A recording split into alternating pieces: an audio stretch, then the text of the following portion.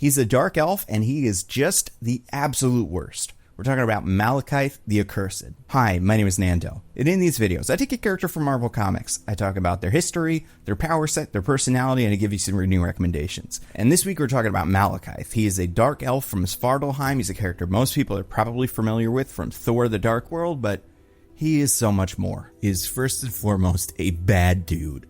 Like, you can easily think about him in terms of how he's similar to Loki, because he does magic, he's another Thor enemy. But like, Loki has a lot of redemption arcs. You never quite know what he's up to. Maybe he's a good guy, maybe he's a bad guy. Malekith, always a bad guy. Loki's in it because he wants attention, or because he's sad, or because he has daddy issues, or he loves his brother. Malekith is in it because he loves to be cruel and do wars and kill. So okay, he's part of a race called the Dark Elves of the planet or realm Svartalfheim. He's the leader of a group called the Wild Hunt, which is just a bunch of hunters with a super wild hunting dog pack. Now we get most of the information from Malekith's backstory in a very recent Thor book, and this will be reading recommendation number 1. This is Thor, God of Thunder, Volume 1, Issue 25. It's written by Jason Aaron with art by R.M. Guerra, Gialia Brusco, Joe Sabino, and I cannot ignore that gorgeous Issa Ribic cover. So this book is Thor's, I want to say, grandchildren from the future reading the history of Malekith the Accursed. So they're finding out about this guy, and it's just his backstory basically, and this is very helpful because I'm not sure how much of this was like canon and how much of this we just kind of thought we knew up until this point. Explaining this part helps if you've seen the movie Saving Private Ryan. If you haven't, the premise for this movie is 4 sons from a family, all 4 sons, so the only 4 sons were sent off to war during World War II. 3 of them died. Because of that, they made a mission to rescue this last kid. He's Ryan. So Malekith is kind of like that, because the Dark Elves of Svartalfheim are always at war. It's just what their people do. They have a miserable existence, and they're just constantly dying in these wars that have been going on since before any of them were around. Malekith is one of 13 children, and all 12 of Malekith's siblings die in the war, so he is brought home to his mom. So you're like, oh, she's gonna love him really a lot and care for him. It's like, nope, she sells him because she's like, listen, I gotta get something out of these kids, and he is sent off to war to do war stuff because that's the industry around there. And the industry beforehand, by the way, this is important, his mom raised hunting dogs. So she needed to sell Malekith so she could get some food for herself and for the dogs. So little Malekith has a job cleaning up the battlefields and burying soldiers and stuff like that. You could tell from the beginning this kid's built a little different because he has no problem killing a soldier who maybe could have been saved, but he's like, nah, you're dead.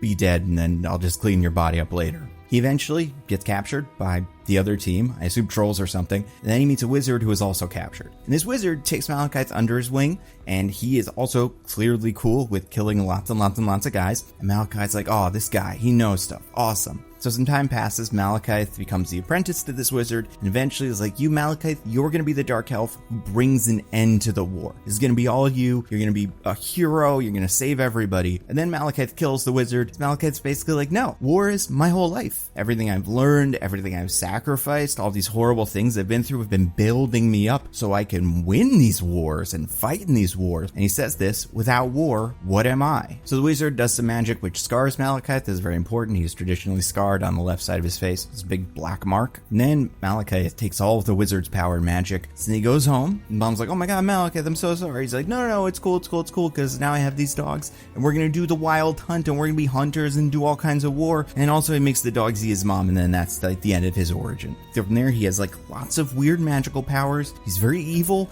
He loves to do war. He loves to kill. He's that kind of guy. I would say, and I don't know if he's got this level of like cachet, but like if Loki is Venom, Malekith is kind of Carnage, where like he is just in it for the love of the murder. So that again, reading recommendation 1, Thor, God of Thunder, Volume 1, Issue 25, which is Legacy Thor 668. This is important sometimes. Written by Jason Aaron with art by R.M. Guerra, Gialia Brusco, and Joe Spino.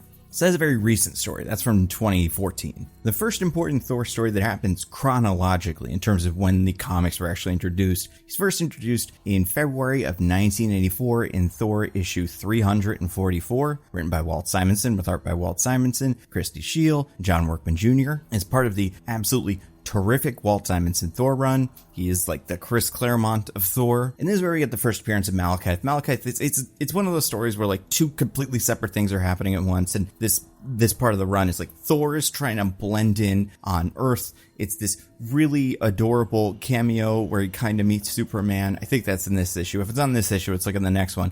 But basically Thor's like, I want to go live on Earth. That would be fun for me. And hey, you know what? If I do that, I should probably put on a disguise. But what kind of disguise would possibly work? And he puts on some glasses and everyone's like, we don't know who that guy is. So and they make a little bit with Superman. It's cute. But Thor's working on a construction site. He's currently with Lorelei, who is another Thor villain, kind of similar to the Enchantress. I believe she was on Agents of S.H.I.E.L.D. once or twice. But at the same time, Loki is working with Surtur and Malekith to get the Casket of Ancient Winters. It's a very powerful weapon you can use to freeze everything. This shows up in the first Thor movie, and Malekith really wants this. I believe this is also how they do his episode of Avengers Earth Mightiest Heroes, and he's after the casket. His first couple of issues is all about Malekith trying to get the Casket of Ancient Winters because it's hidden somewhere. I wanted to maybe do this introduction issue 344 as the important issue number 2, but without a doubt, important issue number 2 has to be Thor Volume 1 issue 345. Is it the best and most important Malekith issue? Probably not. That's probably maybe the next one, 346. You see the Wild Hunt for the first time. Malekith's actually doing stuff. But this issue,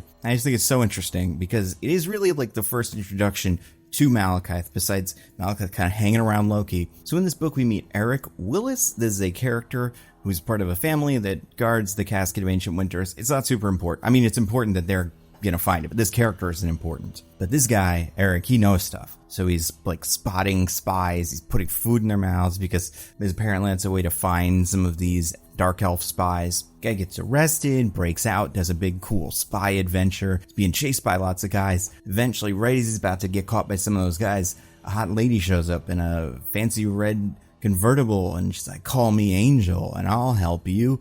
And he's like, all right, well, cool. I'm a cool guy and you're a sexy lady, so that's going to work out great. So she flirts with this guy a little bit, eventually gets him alone, gives him a big kiss of death, and it turns out this is Malekith in disguise. So that's why I'm saying, like, he's not unlike Loki in that they both do magic, they're both kind of tricky, but I would say, like, he's just worse in every way. Both worse in sense, like, not quite as effective, and worse in, like, worse person, like, willing to just kill everybody. So, like, is this required reading? Kind of. I would say you should probably read Thor 346. But for me, I'm going to say an important issue for everybody, as far as I'm concerned, is Thor 345. Again, written by Walt Simonson, with art by Walt Simonson, Christy Shield, and John Workman Jr. And yeah, this whole beginning Malekith arc where he's working with Surtur and Loki, he eventually fails. He's going to be one of those villains that, like, has some schemes that kind of work, but I don't think has ever really come out on top until very recently, although that also didn't work. The Dark Elves also aren't that important in the grand Asgard cosmology, the same way that someone like Surtur is, or even like Oleg of the Rock Trolls. But before we get to the recent stuff, I do want to highlight one other Malekith story that is pretty interesting and has nothing to do with Thor. In fact, I mean, he shows up at the very end, but in the beginning of the story, characters are like, hey, should we call Thor? And other characters are like, we can't because of weird political stuff. So I will say important issue number 3 is going to be Iron Man Volume 5, issue 23. It's written by Kieran Gillen with art by Luke Ross, Guru EFX, and Joe Caramagna. What you kind of have to understand this story is the Mandarin had rings that were going all over the place, so it functioned kind of like the Green Lantern rings do, but all the hosts had to hate Iron Man or Tony Stark for some reason. So it'd be like, some guy who ruined their Broadway debut, and then that guy gets a ring, and the Mandarin rings are weird. Like,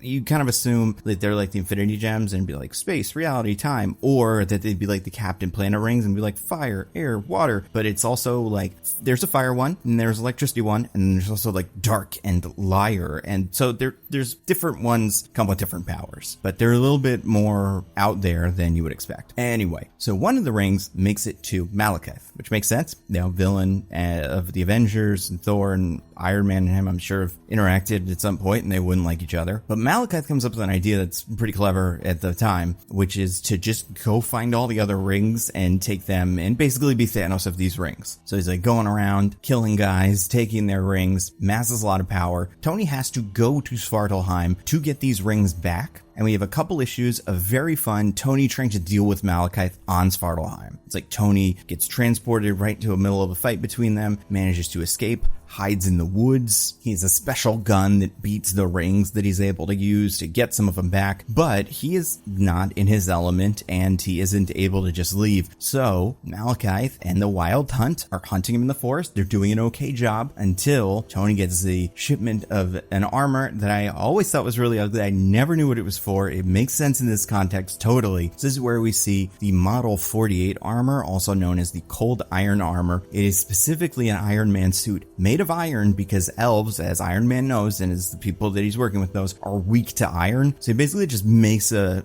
Iron Man suit that's like, okay, it's got all the traditional Iron Man fun stuff, but also just big pieces of iron you can use to cut these guys up, and like a gun that shoots iron filings and they all just like burn.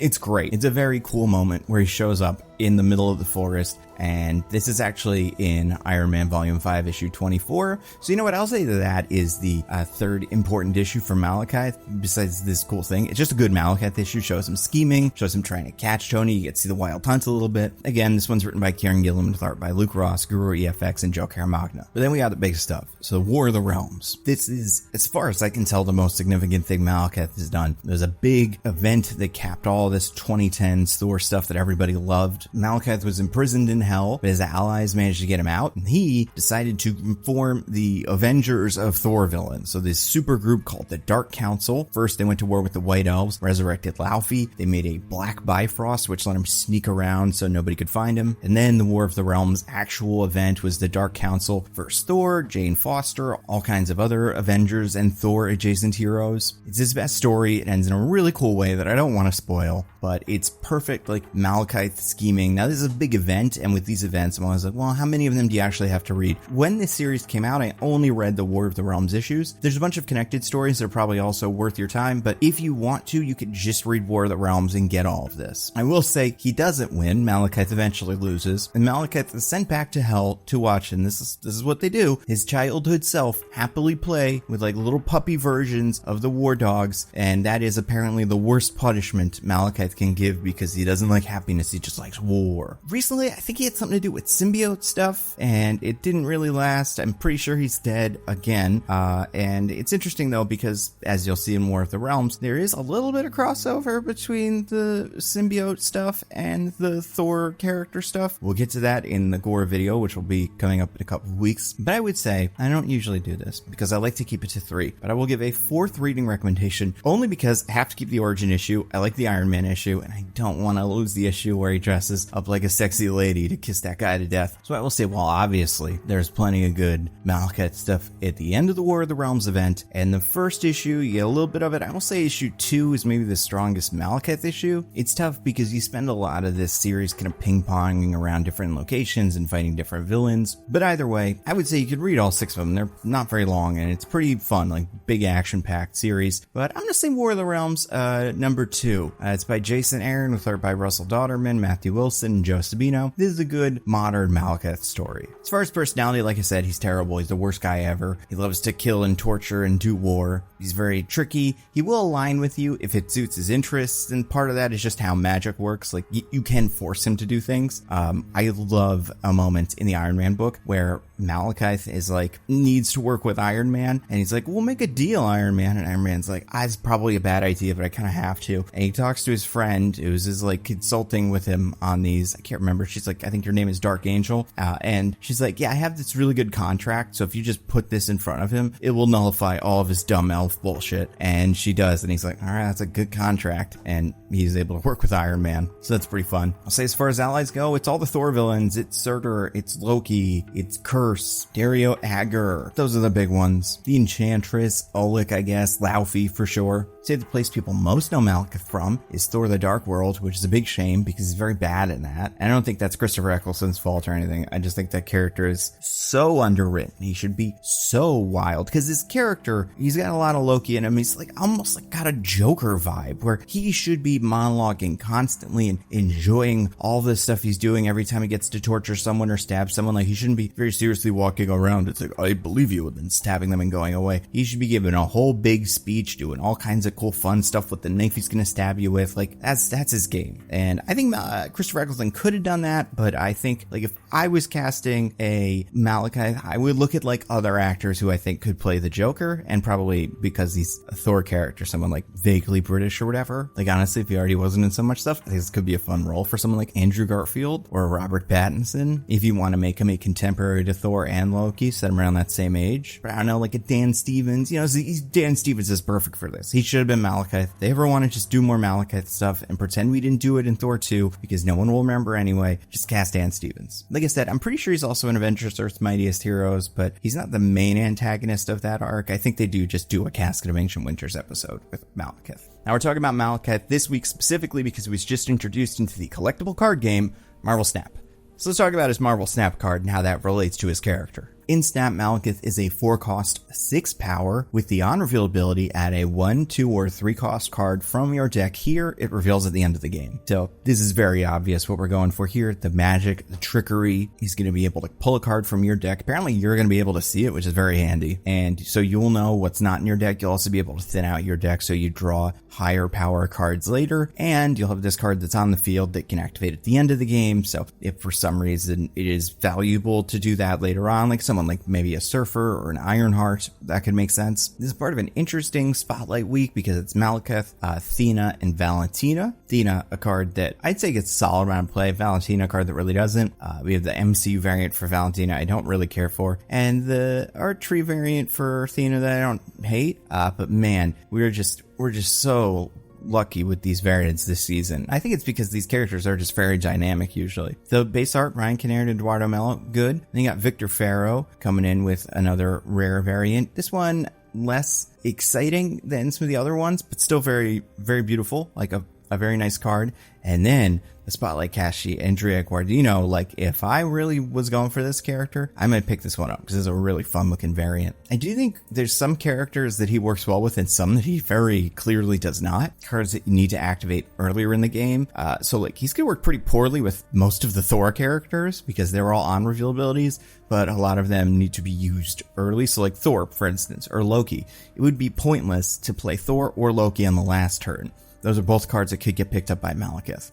Other Thor villains that Malekith will work really poorly with. Surtur. Playing Surtur on the last turn is pretty much useless. Like, it's not a terrible card. You'll be basically getting a, I don't know, it'll be a 4/11. So that's a good, value. But as far as like what Surtur can be used for is not very helpful. I do think Malekith, I guess, is helpful if you want to try to thin your deck out to draw hammers later in the game. So if you already have your Thor and your Beta Ray Bill on the field, getting a Malekith playing that will get a 1, 2, or 3 cost out of the way so you can draw the hammers later. Doesn't work particularly well with Enchantress. Most of the other Thor villains aren't in Snap yet. I don't think he'll work very well with Gore. Won't play well with Hela. Yeah, very few of these characters even are cards, and many of them won't work well with Malekith. So I do think he's going to be a very special kind of card. I imagine Silver Surfer decks will see a lot of use for him. Also see like a move deck playing interesting with him because a lot of the move cards are low cost. But like, say you pull a Polaris, you know that you're going to be able to move one of their cards to your side of the field. So that's kind of handy. Let's say there's other stuff like Clog he's going to work pretty poorly with because that's stuff you want to do during the game. So yes, this is an interesting card. It's the kind of ability that I've wanted somebody to have for a while, some sort of secret card on the board thing. So I think this is a cool character to give it. He's definitely going to be one of the more exciting characters from this season. Although I do think all the characters this season play pretty interestingly. So thank you so much for watching. If you enjoyed this video, like, share, and subscribe. Thank you again to Bernardo Tellis, who helps me research and write these character bios. That's all I got. Stay safe. I'll see you next time.